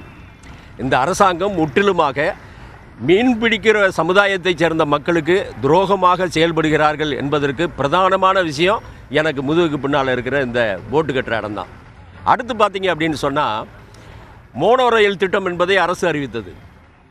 மோனோ ரயில் திட்டம் என்பது ஒரு ஸ்டேஷன் கூட வட சென்னையில் கிடையாது. முற்றிலுமாக தென் சென்னையை சார்ந்த திட்டமாக மோனோ ரயில். அதே மாதிரி மெட்ரோ ரயில் பார்த்தீங்க அப்படின்னு சொன்னால், நாங்கள் திருவொற்றியூர் பகுதியிலிருந்து அதை ஸ்டார்ட் பண்ணுறது தான் அங்கே இருக்கிற லட்சக்கணக்கான மக்களுக்கு, உழைப்பாளி மக்களுக்கு பயன்படக்கூடிய அளவில் இருக்கும் அப்படின்ற விஷயத்தை தொடர்ந்து அரசாங்கத்துடைய கவனத்துக்கு கொண்டு போய் இயக்கங்கள் நடத்தி பல்லாயிரக்கணக்கான மக்களை அந்த போராட்டத்தில் ஈடுபடுத்தியும் அரசாங்கம் அதை கன்சிடர் பண்ணுறேன்னு சொல்லியிருக்காங்களே தவிர இதுவரை ஒரு முடிவுக்கு போக முடியல. அப்போது அரசாங்கம் என்பது போக்குவரத்து விஷயமாகட்டும், தொழிலாளர்களுடைய பிரச்சனையாக இருக்கட்டும், ஒரு பாராமுகமாக நடந்து கொண்டு இருக்கிறது அப்படின்றதுக்கு உயிரோட்டமான உதாரணங்களை உங்கள்கிட்ட சொல்லி முடிச்சிருக்கிறேன். அதாவது கல்வியில் வந்து விழிப்புணர்வு இல்லை. இங்கே இருக்கக்கூடிய பகுதி மக்களிடம் வந்து கல்வியில் விழிப்புணர்வு இல்லை. தொழிலாளர் நிறைந்த பகுதியில் கல்விக்கூடங்கள் இல்லையா, இல்லை கல்வி அதிகாரிகள் வந்து இதுக்கான நடவடிக்கை எடுக்கலையா, விழிப்புணர்வு இல்லாத சூழ்நிலை இருக்குங்க அப்படிங்கிற கருத்து நிலவுகிறது. அதை பற்றி உங்களுடைய கருத்து என்ன? இல்லை, கண்டிப்பாக விழிப்புணர்வு கண்டிப்பாக உண்மையிலே இல்லை. கல்வித்துறை இங்கே நிறைய இருக்கிற இடத்துல வந்து பார்த்திங்கனாக்கா இங்கே போக்குவரத்து வசதி இல்லாத ஒரு காரணத்தினாலையும், இங்கே காலை 8:30 மணிக்கு நீங்கள் பார்த்தீங்கன்னா ஃபஸ்ட்டில் ஆம்பளை பசங்க தான் உங்களுக்கு வண்டியில் தொங்கிட்டு போவாங்க, அதை பார்த்துருக்கீங்க. இப்போ இந்த நிலமையில் பார்த்தீங்கன்னா பெண் பிள்ளைங்களும் தொங்கிட்டு போகிற நிலமையில தான் இப்போ இருக்குது. அதனால் தனியாக எனக்கு அரசில் இருக்கிற ஒரு அரசு அதிகாரிகளும் அவங்களோட கவனத்தை செலுத்தினாலே நல்ல முறையில் முன்னுக்கு வரலாம். இங்கே வந்து மக்கள் சார்ந்த அடிப்படை பிரச்சனைகள் என்னென்ன இருக்கிறது? அரசு அதிகாரிகள் இந்த பிரச்சனைகளுக்கு தீர்வு காண என்ன நடவடிக்கை எடுத்திருக்காங்க? இங்கே ஏற்கனவே இங்கே நிறைய சொல்லியிருக்காங்க. அடிப்படையான விஷயங்கள் அப்படிங்கிறது வட சென்னையில் ரொம்ப ரொம்ப வந்து தேவையாக இருக்குது, மிக மோசமான நிலைமையில் இருக்குது. இங்கே சகோதரி சொன்ன மாதிரி போக்குவரத்து பிரச்சனைங்கிறது பெரிய பிரச்சனை. 375வது பிறந்த நாளை இன்றைக்கி சென்னை நகரம் கொண்டாடிக்கிட்டு இருக்கிற போது சிங்கப்பூர் ஆக்குவேன்னு கூட ஒரு கோஷங்கள் இங்கே வச்சாங்க. ஆனால் சென்னையே இன்றைக்கி பார்த்தீங்க அப்படின்னா அது சிங்கப்பூர் ஆக வேணாம், சென்னையாக இருக்கிறதே நல்ல விஷயம். உதாரணத்துக்கு மெட்ரோ ரயில் திட்டம் அப்படிங்கிறது இப்போ ஒன்று வந்து நடந்துக்கிட்டு இருக்குது. வட சென்னையிலிருந்து அப்படின்னு அதை அவங்க என்ன சொல்கிறாங்கன்னா தண்டையார்பேட்டையில் இருந்து ஆரம்பித்து அப்படின்னு சொல்கிறாங்க. ஆனால் வட சென்னை வண்ணாரப்பேட்டையிலிருந்து, ஆனால் வட சென்னை மக்களுக்கு அது என்ன அப்படின்னா அது வட சென்னையிலேயே கிடையாது. ஸ்டேஷன் நிற்கிறது தான் வட சென்னை, புறப்பட்டால் மத்திய சென்னைக்குள்ளே போயிடும். தங்கசாலைங்கிறது அது மத்திய சென்னையினுடைய ஒரு பகுதி. அந்த இடத்துல நிற்கிற ஸ்டேஷன் தான் இருக்கே தவிர ட்ரெயின் ஓடும்போது அந்த பக்கம் போயிடும். பறக்கும் ரயில் திட்டம் கொண்டுகிட்டு வந்தாங்க, அது வடசென்னை மக்களுக்கு இல்லை. மோனோ ரயில் திட்டம் முதலமைச்சருடைய கனவு திட்டம், அந்த திட்டத்திலையும் வடசென்னைக்கு எந்த இதுவும் இல்லை. புதிய போக்குவரத்து அப்படின்னா போக்குவரத்துக்கு கோயம்பேடு பஸ் ஸ்டாண்டை வட சென்னையில் இருக்கக்கூடிய பில்லுப்பண்ணை பக்கத்தில் கொண்டுக்கிட்டு வரதுன்னு 955 ஏக்கர் நிலம் அங்கே இருந்துச்சு, அதை கொண்டுட்டு வரதுன்னு ஒரு ஸ்கீமை போட்டாங்க. எல்லாருக்கும் மகிழ்ச்சியாக இருந்தது, வட சென்னைக்குள்ளே அது வருது அப்படின்னு. அதுக்கப்புறம் அது வந்து கோயம்பேடுக்கு போயிடுச்சு, வட சென்னைக்கு அது இல்லை. ஆனால் வட சென்னையில் வந்தது என்ன அப்படின்னா, சென்னை நகரத்தில் இருக்கக்கூடிய கழிவுகள் அனைத்தும், குப்பைகள் அனைத்தும் இங்கே நம்மளுடைய புல்லுப்பண்ணைக்கு வந்துருச்சு. வட சென்னை இன்னைக்கும் எந்த விதமான சுகாதாரம் இல்லாத ஒரு தொழிலாளர்கள் நிறைந்த பகுதியாக இந்த பகுதிங்கிறது இருக்குது. இங்கே இருக்கக்கூடிய ஆட்சியாளர்களும் சரி அல்லது அதிகாரிகளும் அதில் கவனம் செலுத்துறதில்ல. நாங்கள் தேர்ந்தெடுக்கிற எம்எல்ஏகள் கூட, அமைச்சராகிறவங்க கூட, அவங்க எம்எல்ஏ ஆனதுக்கு பிறகு, அமைச்சரானதுக்கு பிறகு சென்னை நகரத்தில் இருக்க வேணாம் அப்படின்னு அவங்க தென் சென்னைக்கும் மத்திய சென்னைக்கும் போயிடுறாங்க. வட சென்னையில் ஏழை எளிய உழைப்பாளி மக்களுடைய பிரச்சனைங்கிறது மிகப்பெரிய அளவுக்கு பின்தங்கிய நிலைமையில் இருக்குது. இது மாற்றம் வேணும் அப்படிங்கிறது தான் வட சென்னையினுடைய வாசிகளுடைய கனவு. வட சென்னை பகுதியில் வந்து அதாவது குவியலாக பிரச்சனைகள் இருக்கிறது, தீர்வு காணப்படாமல் வந்து அது அதிகரித்து கொண்டே இருக்கிறது இந்த பகுதியுடைய மக்களுடைய குற்றச்சாட்டாக இருக்கிறது. ஹேமா, தொடர்ந்து பேசலாம் பாஸ்கர். வளர்ச்சி திட்டங்களை பொறுத்தவரை தென் சென்னைக்கு அளிக்கப்படும் முக்கியத்துவம் வட சென்னைக்கு அளிக்கப்படுவதில்லை என்கின்ற ஒரு குற்றச்சாட்டு அந்த பகுதி மக்களிடத்தில் இருக்கிறது. தற்பொழுது தென் சென்னையின் நிலவரம் என்பது எப்படிப்பட்டதாக இருக்கிறது என்பது பற்றிய கூடுதல் தகவல்களை களத்திலிருந்து நேரடியாக தருகிறார் எமது செய்தியாளர் ராஜா. அவரிடத்தில் கேட்கலாம். வணக்கம் ராஜா. தென் சென்னையை பொறுத்த வரைக்கும் இன்னைக்கு வளர்ச்சியின் அடிப்படையில் எப்படிப்பட்ட நிலையில இருக்கு? தென் சென்னையினுடைய அபரிமிதமான வளர்ச்சி என்பது இன்னைக்கு எப்படி இருக்கு?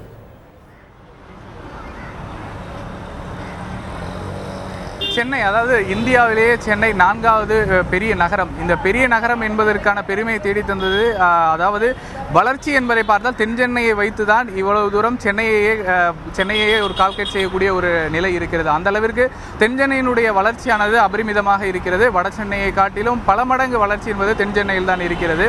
ஒட்டுமொத்த துறைகளிலும் அனைத்து, அதாவது ஐடி உட்பட, தகவல் தொழில்நுட்பம், அதே போன்று இண்டஸ்ட்ரியல்ஸ், சினிமா உள்ளிட்ட மருத்துவம் உள்ளிட்ட பல்வேறு துறைகளிலும் பார்த்தோம் என்றால் அந்த தென் சென்னையானது பல மடங்கு வளர்ச்சி அடைந்திருக்கிறது.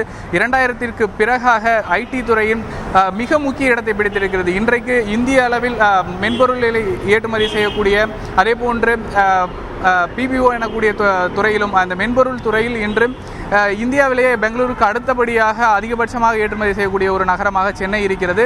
அந்த துறையில் மட்டும் சுமார் 3 லட்சம் பேர் நேரடியாக பணியாற்றுகிறார்கள். மறைமுகமாக ஏராளமான ஆயிரக்கணக்கான தொழிலாளர்களுக்கு இன்று வாழ்வளித்துக் கொண்டிருப்பது இந்த தென் சென்னையினுடைய அபரிமிதமான ஒரு வளர்ச்சியை காட்டுகிறது. ஏனென்றால் ஐடி துறையை பொறுத்த வரைக்கும் சென்னையின் மையப்பகுதிகளை விட புறநகராக இருக்கக்கூடிய அந்த தென் சென்னை பகுதி, அதாவது ஓஎம்ஆர் சாலை, அதே போன்று ஓஎம்ஆர் ஜிஎஸ்டி சாலை, தாம்பரத்தில் இருந்து எடுத்துக்கொண்டோம் என்றால் அங்கு இருக்கக்கூடிய அந்த சாலையும், செங்கல்பட்டு அருகே இருக்கக்கூடிய மகேந்திரா வேர்ல்டு சிட்டி, அந்த இடத்திலும் மென்பொருள் தொழில் என்பது மிகவும் வளர்ச்சியடைந்த ஒரு பகுதியாக இருக்கிறது. அதே போன்று சுகாதாரத்திலும் இன்றைக்கு 40க்கும் மேற்பட்ட பெரிய மருத்துவமனைகள் தென் சென்னை பகுதியில் தான் இருக்கின்றன. அரசு கொண்டு வந்திருக்கக்கூடிய பல்நோக்கு மருத்துவமனை உள்ளிட்ட அனைத்துமே இந்த பகுதியுடைய மக்களை மேம்படுத்தும் விதமாக அமைந்திருக்கிறது. அது மட்டுமல்லாமல் சினிமா என்று எடுத்துக்கொண்டால் சினிமா துறையில் இன்று பல லட்சம் தொழிலாளர்கள் இருக்கிறார்கள். சினிமா தொழில் சென்னை வாசிகள் மட்டுமல்லாமல் ஒட்டுமொத்தமாக இருக்கக்கூடிய தமிழகத்தை சேர்ந்த பல தொழிலாளர்கள் இங்கு சினிமா துறையில் ஈடுபட்டு வருகிறார்கள். இதுவும் இந்த தென் சென்னையில் இருக்கக்கூடிய ஒரு பெருமையாக பார்க்கலாம். ஒட்டுமொத்தமாக இண்டஸ்ட்ரி அதே தான். மேலும் குறிப்பிட வேண்டுமென்றால் இந்த சினிமா துறையில் இந்தியாவிலேயே 2வது பெரிய சினிமா சார்ந்த இந்திக்கு அடுத்தபடியாக தமிழ் இண்டஸ்ட்ரி என்பது ஒரு மிகப்பெரிய தொழிலாக இருக்கிறது. இன்றைக்கும் அது பல லட்சம் தொழிலாளர்களுக்கு வாழ்வாதாரமாக இருக்கக்கூடிய இந்த சினிமா இண்டஸ்ட்ரியும் குறிப்பாக கோடம்பாக்கம், வடபழனி உள்ளிட்ட பல்வேறு இடங்களில் பல தொழிலாளர்கள் இன்று மாறந்து வருகிறார்கள். அங்கு இருக்கக்கூடிய ஸ்டுடியோக்களை நம்பி அடுத்தபடியாக வாகன ஆட்டோமொபைல் இண்டஸ்ட்ரீஸ், இதிலும் சென்னையே சிறந்து விளங்குகிறது. இந்தியாவில் இருக்கக்கூடிய பல நகரங்களிலும் இந்த இண்டஸ்ட்ரீஸ் சென்னை என்பது மிகுந்த முக்கியத்துவம் வாய்ந்த ஒரு நகரங்களில் ஒன்றாக இருக்கிறது. சென்னை குறிப்பாக வட சென்னையை காட்டிலும் தென் சென்னை இன்றைக்கு தினசரி, அதாவது சுமார் 30 முதல் 40 லட்சம் வரைக்குமானவர்கள் தமிழகத்தின் பிற பகுதிகளிலிருந்து சென்னையில் வந்து வசித்து வருகிறார்கள். தினசரி சென்னைக்கு வேலை தேடி வருபவர்களில் பெரும்பாலானோர் தங்கும் பகுதி என்று பார்த்தோம்னால் அது தென் சென்னையாகவே இருக்கிறது. அதனுடைய வளர்ச்சிக்காகவும் அவர்களுக்கு அந்த இடம் சரியானதாக அமைவதாகவே பலரும் கூறுகிறார்கள். இங்கு நம்முடைய வெளியூர்களிலிருந்து சென்னையில் வந்து தங்கி வேலை செய்து வருவார்கள் 2-3 பேர் இருக்கிறார்கள். அவர்களிடத்தில் கேட்கலாம். சார், நீங்கள் உங்கள் பேர் என்ன, எங்கேருந்து வாரீங்க, உங்களுக்கு இந்த தென் சென்னை பகுதிகளில் தங்கி இருக்கிறது எந்த அளவுக்கு ஒரு உங்களுக்கான போதுமான வசதிகள் இருப்பதா நீங்கள் கருதுறீங்க? சார் வணக்கம் சார், என் பேர் SSLF தமிழரகன். நான் பேசிக்காக வந்து மேல்மருவத்தூர்லேருந்து வந்து இங்கே சைதாப்பேட்டையில் தங்கியிருக்கேன். பேசிக்காக மார்க்கெட்டிங் பீப்புளும் கூட நாங்கள் இங்கே சென்னையில் வரும்போது பார்த்தீங்கன்னா நாங்கள் எங்களுடைய மார்க்கெட்டிங்காக அப்ரோச் பண்ணும்போதும் ஈஸியாக இங்கே இப்போ நான் வட சென்னைன்னு போனால் ஒரு மாதிரியான ரவுடிசம், பட் இங்கே தென் சென்னை ரொம்ப காமனாக எல்லா விதத்துலையுமே எங்களுக்கு ரொம்ப சேஃபான ஒரு பகுதியாகவும் இருக்குது. கஸ்டமர் வைஸாகவும் போகும்போதும் எல்லா விதத்துலையும் இங்கே பெஸ்ட்டாக இருக்குது எங்களுக்கு. நீங்கள் எந்த ஊர்லேருந்து வந்திருக்கீங்க, எந்த பகுதியில் தங்கியிருக்கீங்க, உங்களுடைய வாழ்க்கைக்கு இந்த சென்னை என்பது எந்த அளவுக்கு ஒரு முக்கியத்துவமாக இருக்கிறதா கருப்பாங்க? என் பேர் வெங்கடேஷன். நான் திருநெல்வேலியிலேருந்து 2007 இங்கே வந்தேன். வந்து படிக்கிறதுக்கு MCAக்காக வந்தோம். பட் அதுக்கப்புறம் முடிச்சதுக்கப்புறம் இங்கே ஐடியில் தான் ஒர்க் பண்ண ஸ்டார்ட் பண்ணேன். வர்றப்போ அந்த மாதிரி வளர்ச்சிகள் வந்து சவுத் சைடில் எனக்கு இல்லை. அதுக்கப்புறம் இப்போ ஒரு 7 வருஷத்தில் எனக்கு பெரிய ஐடி இண்டஸ்ட்ரியிலையும் சரி, ரியல் எஸ்டேட், அந்த இன்ஃப்ராஸ்ட்ரக்சர் எல்லாத்துலேயுமே இருக்குது. இப்போ சிட்டிக்கு இருக்கிறனால நம்ம வெளியே சிட்டிக்கு போகிறதுக்கும் சரி, நம்ம உள்ளே வர்றதுக்கும் சரி, நம்மளுக்கு வந்து நிறைய கனெக்டிவிட்டி வந்து ஈஸியாக இருக்குது. அதான் வேலைவாய்ப்பு எல்லாமே இங்கே வந்து நம்மளை பொறுத்த வரைக்கும் அங்கே வெஸ்ட் அந்த சைடு சென்ட்ரல் அந்த சைடு இதை பார்க்கும்போது நம்ம இது வந்து கொஞ்சம் சவுத் சைடு வந்து ரொம்ப க்ரோத்துன்னு தான் சொல்ல முடியும். இப்போ ரியல் எஸ்டேட்டு மித்த எல்லா பிஸ்னஸுமே பார்த்திங்கன்னா அந்த சைடு பார்க்க தான் வளர்ந்துட்டு போகுது, சவுத்தை பார்க்க தான் நம்ம வளர்ந்துட்டு போகுது. ஸோ என்னை பொறுத்த வரைக்கும் சவுத் சைடு வந்து வெரி சேஃப் ஜோன். அதோட நல்ல ஒரு வளர்ச்சி இனிமேல் ஃபியூச்சரில் ஒரு 2-3 இயர்ஸ் நல்ல ஒரு வளர்ச்சி இருக்கிறோம். சென்னையில் உங்களை மாதிரி இந்த வெளியிலேருந்து வந்து தங்குறவங்களுக்கு என்ன இடர்பாடாக இருக்குதுன்னு நினைக்கிறேன்? இடர்பாடுங்கிறது என்னென்னா மெயினாக சொல்ல முடியும்னா அந்த தங்குற இடங்களுக்கு வந்து நிறைய பேர் வந்து பேச்சுலர்ஸ்ன்னு வர்றாங்கன்னு வச்சுக்கோங்களேன். அவங்க வந்து முதல்ல நம்பிக்கைங்கிறது இப்போ போலீஸ் நிறைய இதெல்லாம் சொல்லியிருக்காங்க. ஸோ அந்த நம்பிக்கைங்கிறது வந்து எந்த ஊர்லேருந்து வராங்க அதை பொறுத்து தான் முதல்ல சொல்கிறாங்க. அந்த இட பிரச்சனை முதல்ல இது. ரெண்டாவது வந்து இந்த வேலை வாய்ப்பின்மை தான் மெயினாக சொல்ல முடியும். என்ன தான் நம்ம எவ்வளோ தான் படிச்சுட்டு வந்தாலும் இங்கே வந்து நம்ம படித்த ஒரு டிகிரிக்கு ஏற்ற ஒரு வேலைங்கிறது யாருக்குமே கிடைக்கிறதில்ல. ஸோ அந்த ஒரு ப்ராப்ளம்ஸும் இருக்குது இங்கே வந்து. அதை தான் மெயினாக ஃபேஸ் பண்ணுறாங்க. வேறு பொருளாதார சுதந்திரம் இல்லை மெயினாக சொல்லணும்னா அதுதான். ஹேமா, வட சென்னை காட்டிலும் தென் சென்னையில் சாலை மேம்பாடு உள்ளிட்ட பல்வேறு வசதிகளையும் அரசு கவனம் செலுத்தி வருகிறது. குறிப்பாக தற்பொழுது கூட உயர்மட்ட சாலை, ராஜீவ்காந்தி சாலையில் உயர்மட்ட சாலை கொண்டு வருவதாக திட்டம் தீட்டப்பட்டிருக்கிறது. அதே போன்று சென்னை புறநகர் பகுதிகளிலும் பல்வேறு திட்டங்கள் கொண்டு வருவதாக குறிப்பிடப்பட்டிருக்கிறது. இருப்பினும் மக்களுக்கு இங்கு இருக்கக்கூடிய மக்களுக்கும் பிரச்சனை இல்லாமல் இல்லை. போக்குவரத்து, அதே போன்று தங்குமிடம், இது போன்ற சில குறைபாடுகளும் இருக்கிறது. ஹேமா, தொடர்ந்து பேசலாம் ராஜா. சென்னையை பொறுத்தவரை வட சென்னையின் வளர்ச்சி என்பது மிகவும் கீழ்நிலையில் தான் இருக்கிறது. தென் சென்னை என்று பார்க்கும் பொழுது அரசின் திட்டங்கள் மிக விரைவாக அங்கே இருக்கக்கூடிய மக்களுக்கு போய் சேர்கிறது. அங்கே வேலை வாய்ப்பு, சுகாதாரம், கல்வி என்று எப்படி பார்த்தாலும் தென் சென்னையின் வளர்ச்சி என்பது அபரிமிதமானதாக இருக்கிறது. ஆனால் வட சென்னையின் வளர்ச்சி என்பது அரசு அதில் இன்னும் கவனம் செலுத்த வேண்டும் என்கின்ற ஒரு வேதனையையும் அளிக்கிறது.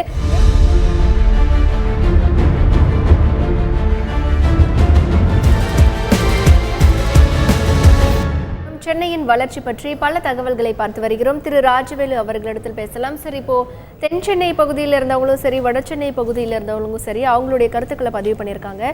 வளர்ச்சி அப்படின்னு பார்க்கும்பொழுது வட சென்னை இன்னும் அப்படியே தான் இருக்குது. தென் சென்னையில் மக்களுக்கு தேவையான எல்லா விஷயங்களும் எளிதாக கிடைக்குது அப்படின்னு சொல்கிறாங்க. அப்போ வளர்ச்சி அப்படி பார்க்கும்பொழுது இந்த 2 பகுதிகளுக்கும் ஏன் இந்த மாதிரியான மாறுதல்கள் இருக்குது?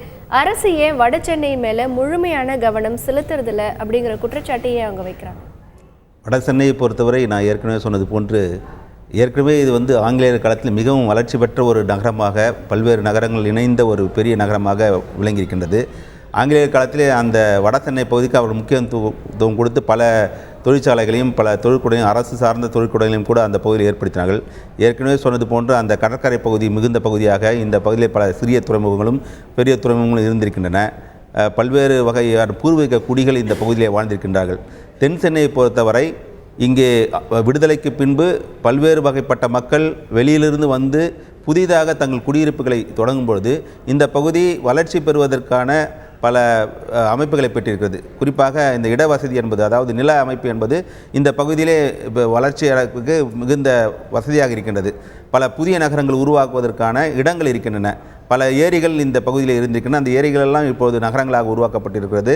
பல விவசாய நிலங்கள், வேளாண்மைக்கு உட்படுத்தப்பட்ட நிலங்கள் அந்த காலகட்டத்தில் இப்போது குடியிருப்புகளாக மாறிக்கின்றன. ஆகவே வட சென்னையை பொறுத்தவரை இது ஒரு இக்கட்டான சூழலான ஒரு பகுதியாக இருக்குது. ஏற்கனவே மக்கள் தொகை பெருக்கம் உள்ளதாகவும் பல குடியிருப்புகள் மிகுந்த பகுதியாகும். அந்த காலகட்டத்தில் போட்ட சாலைகள் இப்போது விரிவுபடுத்தப்படாத நிலையில் இருக்கின்றன. அந்த சாலைகளுக்கு செல்லும் தென்சென்னை பகுதியிலே புதிதாக நகரத்தை உருவாக்கும் போது அந்த சாலைகளை எவ்வாறு அமைக்க வேண்டும், எவ்வாறெல்லாம் அந்த அமைப்பை உருவாக்க வேண்டும், எங்கெங்கெல்லாம் அந்த வளைவுகளை உருவாக்க வேண்டும் நம்மால் சொல்ல முடியும் புதிதாக உருவாக்கும்.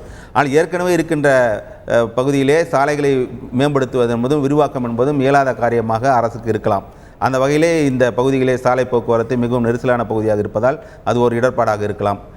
இந்த விழா கொண்டாடி கொண்டிருக்கின்ற சென்னை தினம் கொண்டாடி கொண்டிருக்கின்ற உண்மையிலேயே சென்னை தினத்தை அவங்க வட சென்னையில் தான் கொண்டாட வேண்டும்.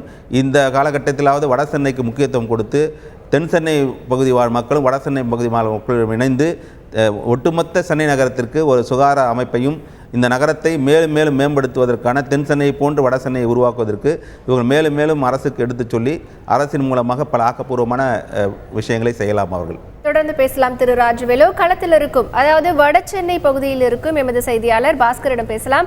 பாஸ்கர், இப்போ அந்த பகுதி மக்களிடத்துல கேளுங்க, இப்போ அவங்களிடத்துல இருக்கக்கூடிய பிரச்சனைகளுக்கு அரசு என்ன மாதிரியான நடவடிக்கைகளை எடுக்கணும் அப்படின்னு சொல்றாங்க. வளர்ச்சியின் பார்வையில பார்க்கும்போது இன்னுமே பின்தங்கிய பகுதியாக வட சென்னை அறியப்படுது. அப்போ அதனுடைய வளர்ச்சியை அடுத்த கட்டத்தை நோக்கி நகரணும் அப்படின்னா என்ன மாதிரியான முன்முயற்சிகளை அரசு எடுக்கணும், அந்த பகுதி மக்களிடத்துல கேளுங்க. வட சென்னையில் பெண்கள் சார்ந்த பிரச்சனை என்னென்ன இருக்கிறது, பாதுகாப்புங்கிற அம்சங்கள் வட சென்னையில் எப்படி இருக்கிறது பெண்களுக்கு? வட சென்னையை பொறுத்தவரை பார்த்தீங்கன்னா பெண்கள் வந்து அதிகமாக வேலைக்கு போகிறவங்க நிறைய பேர் இருக்கிறாங்க. அடிமட்டத்திலேருந்து எக்ஸ்போர்ட்லேருந்து செக்ரட்டரியேட்டில் வரையும் வேலை செய்கிறவங்க இருக்கிறாங்க. ஆனால் எல்லோரும் பார்த்தீங்கன்னா பேருந்தை நம்பி தான் இருக்கிறாங்க. ஆனால் பேருந்து வசதி வந்து அடிப்படை வசதி இங்கே கிடையவே கிடையாது. குறிப்பாக சொல்லணும்னு பார்த்தீங்கன்னா ஆர்கே நகர் தொகுதியில் பேருந்து வசதினா கேள்விக்குறியான ஒரு விஷயமா இருக்குது. கொடுங்கையூர்லேருந்து எழில்நகர்லேருந்து பஸ் வசதி இருக்கான்னு பார்த்தீங்கன்னா அது இல்லவே இல்லை. ரெடில்ஸ்லேருந்து 157 ஒன்று வருது, அது 800 வரையும் தான் போகுது. ஹைகோர்ட் வரையும் போகிறது கூட எங்களுக்கு பஸ் வசதி கிடையாது. ஷேர் ஆட்டோவில் போகிற நிலை தான் பெண்களுக்கு இருக்குது. ஆனால் அந்த பெண்கள் அந்த ஷேர் ஆட்டோவில் போகிறதுக்குள்ளே ஒவ்வொரு நாளும் தினமும் பாலியல் வன்முறை அதுன்னு எல்லாம் சொல்லிக்கிட்டே இருக்கீங்களே, எல்லா விஷயங்கள் நடந்தால் கூட நான் வெளியில் சொல்ல முடியாத அளவுக்கு போகிறேன்ற ஒரு நிலைமையில தான் பெண்கள் இன்றைக்கி வாழ்ற சொல்லியிருக்கேன். ஏன்னா 2 ஆண்களுக்கு நடுவில் பெண்கள் உட்காந்து பயணம் செஞ்சுட்டு ஷேர் ஆட்டோவில் ஒரு 8 பேர் 10 பேர் போகிற நிலை தான் இருக்குது. மினி பஸ் விட்டுட்டு இருந்தாங்க. சரி, அது இந்த பக்கமாவது வருமானு பார்த்தா அது வரவே இல்லை, அது கூட விடவே இல்லை. எங்கள் எம்எல்ஏ அதையாவது கேட்டு சரி பெரிய பஸ் தான் வரல, எழில்நகர் பகுதிகளுக்கு அது வர முடியல அப்படின்னாலும் ஒரு சாதாரண ஒரு மினி பேருந்தாவது விடுவாருன்னு பார்த்துருந்தா அது கூட இல்லை. தொகுதியிலேருந்து ஜெயிச்சு அவர் எதுக்காவது ஒரு விஷயம் வந்திருக்காருன்னு பார்த்தீங்கன்னா ஏதாவது ஒரு கோவில் அன்னதானம் யார் வீட்டை விசேஷனாக வருவாங்க. இந்த லெவலில் இருக்கும் போது எங்கள் அடிப்படை பிரச்சனைகளை அவங்க எப்போ வந்து பார்ப்பாங்க. பெண்கள் எங்களை எல்லோரும் ஒரு சில ஆட்டோக்கெல்லாம் சொல்லுவாங்க, ஏறி உட்காருமா, அட்ஜஸ்ட் பண்ணிட்டு போக மாட்டாங்க. எப்படி அட்ஜஸ்ட் பண்ணிட்டு போகிறது? 2 வீலர் இருக்கவங்க 2 வீலரில் போயிடுவாங்க. இன்றைக்கி நான் 2.5 வருஷமாக 2 வீலரில் போகிறேன். ஆனால் எத்தனை ஆக்சிடென்ட் தெரியுமா பார்த்துருக்கேன். இந்த மலை நேரத்துங்களில் பார்த்தீங்கன்னா குண்டு குழியுமாக இருக்கும். நான் 3 பகுதியில் வேலை செய்கிறேன். மத்திய சென்னை, தென் சென்னை, வட சென்னையில் வேலை செய்கிறேன். இப்போ தென் சென்னையிலலாம் பார்த்தீங்கன்னா ஒரு ரோட்டில் சின்னதாக ஒரு குழி இருந்தால் கூட மறுநாளே அது சரி செஞ்சுருவாங்க. ஆனால் இது எத்தனை வருஷம் ஆனாலும் அப்படியே தான் இருக்குது. இந்த நிலை மாறுமா? என்ன மாதிரி மாற்றங்களை வட சென்னையை சந்திக்கணும், அதுக்கு அரசு அதிகாரிகள் என்ன மாதிரி நடவடிக்கை எடுக்கணும்? தமிழகத்தின் தலைநகரம் சென்னை, அதற்கு வயது 375. சிங்கார சென்னை சிங்கப்பூர் ஆக்குவோம் என்றெல்லாம் சொன்னார்கள். இன்று அது சீர்கெட்ட சென்னையாக தான் இருந்து கொண்டிருக்கு. குறிப்பாக வட சென்னையை பொறுத்த வரைக்கும் பார்த்தீங்கன்னா இங்கே வந்து சட்டம் ஒழுங்கு பிரச்சனை அதிகமாக இருக்குது. காரணம் இங்கே வந்து மிகப்பெரிய கல்லூரிகள் என்பது இல்லை, பெரிய தொழிற்சாலைகள் என்பது இங்கே இல்லை. ஆக இளைஞர்களுக்கு படிப்பு அது தொழிற்சாலைகள் இல்லாததுனால அவர்களுடைய வாழ்வாதார உரிமைகள் அல்லது வாழ்க்கை என்பது தரம் பிரிக்கப்பட்டு இருக்குது. வட சென்னையை பார்த்தீங்கன்னா தாதாக்கள் அதிகமாக வசிக்கக்கூடிய இடமாகவும் ரவுடிகள் கும்பலாக குவியலாக இருக்கும். அதற்கு காரணம் யார்? இங்கே வந்து நான் வந்து சென்னையை அப்படியாக்கும் இப்படியாக்குன்னு சொல்லிட்டு போன எம்எல்ஏ மந்திரி யாருமே இந்த இடத்துல வசிக்கலை. அவர்கள் எல்லாரும் தென் சென்னையிலையும் மத்திய சென்னையிலையுமே வசிக்கிறார்கள். அவர்கள் ஏன் இங்கேயே குடியிருக்கக்கூடாது? இதே இடத்துல அவர்கள் குடியிருந்தார்கள் என்றால் இங்கே இருக்கக்கூடிய பிரச்சனைகள் அவர்கள் தெரியும். குறிப்பாக பார்த்தீங்கன்னா பெண்கள் வந்து பாதுகாப்பான வசதிகளோடு இல்லை. சட்டம் ஒழுங்கு பிரச்சனையோட பெண்கள் பாதுகாப்பான பிரச்சனை என்பது இங்கே அதிகமாக இருக்கிறது. அது குறிப்பாக சொல்லணும்னு பார்த்தீங்கன்னா கொசு தொல்லைகள் அதிகமாக இருக்குது. எங்கே பார்த்தாலும் குப்பைகள் இருக்குது, காவா அடிச்சுக்குது, குப்பை கூலமாக இருக்குது. பலகட்ட போராட்டங்களை மக்களை திரட்டி போராடினா தான் அந்த அரசு அதிகாரிகளும் மாநகராட்சி அதிகாரிகளும் மந்திரிகளும் எம்எல்ஏக்களும் வந்து கவனம் செலுத்துகிறாங்க. அதுவும் வந்து போகிற அந்த நேரத்துக்கான வேலையாக தான் இருக்குது. குறிப்பாக வட சென்னையை கவனிப்பது இல்லை. ஓட்டுக்காக மட்டும்தான் தான் மந்திரிகள் படையெடுத்து வருகிறார்களே தவிர எந்த ஒரு நடவடிக்கையும் இங்கே கொண்டு போகவில்லை என்பதுதான் வடசென்னை மக்களுக்குடைய அதிருப்தியாக இருக்கிறது என்பது இங்கே கூறிக்கொள்கிறேன். உங்களோட பார்வையில் வடசென்னை என்ன மாதிரி மாற்றங்களை சந்திக்கணும் சுருக்கமாக சொல்லுங்கள். அதாவது வந்துட்டு வடசென்னை அப்படின்னா 3 பிரச்சனை, முக்கியமான பிரச்சனை. ஒன்று கல்வி, 2 வேலை வாய்ப்பு, 3வது சட்டம் ஒழுங்கு. இந்த 3மே இங்கே இல்லை. ஏன்னா ஃபஸ்ட்டு வேலைவாய்ப்பும் பார்த்திங்கன்னா காலையில் ஒரு 8 மணிலேருந்து 10 மணி வரைக்கும், இல்லை 7 மணிலேருந்து 10 மணி வரைக்கும் பார்த்திங்கனாலே பஸ் ஆகட்டும், ட்ரெயின் ஆகட்டும், சின்ன வயசு, அதாவது 6 வயசுலேருந்து 60 வயசில் உள்ள எல்லாருமே ஆண் பெண் வித்தியாசம் இல்லாமல் எல்லாருமே தொங்கிட்டு போகிற ஒரு நிலைமை தான் இருக்குது. இதுக்கு காரணம் என்னென்னா இந்த பகுதியில் எந்த ஒரு தொழிற்சாலையோ வேலைவாய்ப்போ இல்லாதது தான். அதே மாதிரி இந்த பகுதியில் எந்த ஒரு கல்லூரியும் கிடையாது. வேலைவாய்ப்புக்காகவும் மத்திய சென்னையும் வேறு பகுதிக்கும் போக வேண்டியிருக்கு. அதே மாதிரி ஒரு படிப்பாகட்டும், அதுக்கும் வட சென்னையிலேருந்து மத்திய சென்னைக்கோ இல்லை தென் சென்னைக்கோ தான் போக வேண்டி இருக்குது. ஒரு மருத்துவ வசதிக்காக இருந்தாலும் அதே மாதிரி அங்கே தான் போக வேண்டியிருக்கு. இதையெல்லாம் தீரணும்னா அதுக்கு ராயபுரம் 3வது முனையாக ஆக்கினா மட்டும் போதாது. மெட்ரோ ட்ரெயின் அதோட எலக்ட்ரிக் ட்ரெயினும் ராயபுரம் வரைக்கும் வரணும். ஏன் சொல்கிறேன்னா பி ஸ்டேஷன் வரைக்கும் எலக்ட்ரிக் ட்ரெயின் இருக்குது. அங்கேருந்து இங்கே லட்சுமி கோயிலுக்கு வரணும்னா 15 ரூபா கேட்குறாங்க. அதை கொடுக்க முடியாமல் தான் பஸ்ஸில் வராங்க. நான் கரெக்டாக சொல்லணும்னா 56D பஸ்ஸுனாலே பிக் பாக்கெட் மற்றும் செயின் பறிப்பு, பாலியல், இந்த 3 நடக்கிற பஸ்ஸுங்கிறதுன்னு அப்படின்னா எல்லாருக்கும் தெரிஞ்சது 56D. ஆனால் இது 3 நடந்தாலும் போலீஸ் வழக்கு பதிவு செஞ்சு எந்த நடவடிக்கையும் எடுக்கிறது இல்லை அப்படிங்கிறதான் இங்கே முக்கியமான ஒரு பிரச்சனை. அவர் சொன்ன மாதிரி தாதாக்களும் அதிக அளவில் இருக்கிறதுனாலையும் அரசியல்வாதிகளுக்கும் தாதாவுக்கும் தொடர்பு இருக்கிறதுனால எந்த ஒரு நடவடிக்கை எடுக்கிறது இல்லை அப்படிங்கிறதான் இங்கே பிரச்சனையே. பல்வேறு குற்றச்சாட்டுகள் வச்சுருக்காங்க. அதாவது கல்வி நிலையங்கள் அதிகமாக தொடங்க வேண்டும், புதிய தொழிற்சாலைகள் தொடங்கப்பட வேண்டும், சுகாதாரத்துக்கு முக்கியத்துவம் கொடுக்க வேண்டும், குடிநீருக்கு நடவடிக்கை எடுக்க வேண்டும் என்று பல்வேறு குற்றச்சாட்டுகள் வச்சுருக்காங்க. இதுக்கு அதிகாரிகள் இதுக்கு நடவடிக்கை எடுப்பார்களான்னு பொறுத்திருந்தால் பார்க்க வேண்டும். ஹேமா, உங்களுடைய தகவல்களுக்கு நன்றி பாஸ்கர். வளர்ச்சியின் அடிப்படையில் சென்னை என்று பார்க்கும்பொழுது தென் சென்னை இன்று அளவுக்கு அதிகமான வளர்ச்சியை நோக்கி சென்று கொண்டிருக்கிறது. ஆனால் வட சென்னை என்பது வளர்ச்சியின் நிலையில் கீழ்த்தங்கிதான் இருக்கிறது. வட சென்னையை பொறுத்தவரை அங்கு இருக்கக்கூடிய கல்வி மற்றும் சுகாதாரம் உள்ளிட்டவற்றில் மிகவும் ஒரு கீழ்மையான நிலையில்தான் இருக்கின்றன. கல்வி பற்றிய விழிப்புணர்வு அந்த பகுதி மக்களிடத்தில் இல்லை. எந்த ஒரு தொழிற்சாலைகளாக இருந்தாலும் தென் சென்னை மையமாக வைத்துதான் தொடங்கப்படுகின்றன. வட சென்னையில் அந்த மாதிரியான வாய்ப்புகள் மிகவும் குறைவாக இருக்கிறது. அடிப்படை வசதிகள் ஆகட்டும் அல்லது சாலை போக்குவரத்து போன்ற விஷயங்களாகட்டும் வட சென்னைக்கு முக்கியத்துவம் என்பது மிகவும் குறைவாகத்தான் கொடுக்கப்படுகிறது என்கின்ற ஒரு குற்றச்சாட்டம் வைக்கப்படுகிறது. அரசு நலத்திட்டங்கள் பலவும் வட சென்னையில் இருக்கக்கூடிய மக்களுக்கு சரியாக போய் சேர்வதில்லை. அங்கே மக்கள் அவர்களுடைய குறையை தெரிவிக்க சென்றாலும் கூட அவர்களுக்கான முன்னுரிமை என்பது மிகவும் குறைவாகத்தான் இருக்கிறது என்கின்ற ஒரு குற்றச்சாட்டை பதிவு செய்கிறார்கள். சென்னை மாநகரின் 375 ஆண்டுகள் தற்பொழுது நிறைவு பெற்று இந்த பிறந்தநாள் கொண்டாடி கொண்டிருக்கின்ற இந்த ஒரு நேரத்தில் சென்னையின் ஒட்டுமொத்த வளர்ச்சியை அடுத்த கட்டத்திற்கு கொண்டு செல்ல வேண்டுமானால் வட சென்னை, மத்திய சென்னை, தென் சென்னை இந்த 3 பகுதிகளிலும் வளர்ச்சி என்பது சமமாகவே பாவிக்கப்பட வேண்டும் என்பதே சமூக ஆர்வலர்களின் கருத்தாக இருக்கிறது.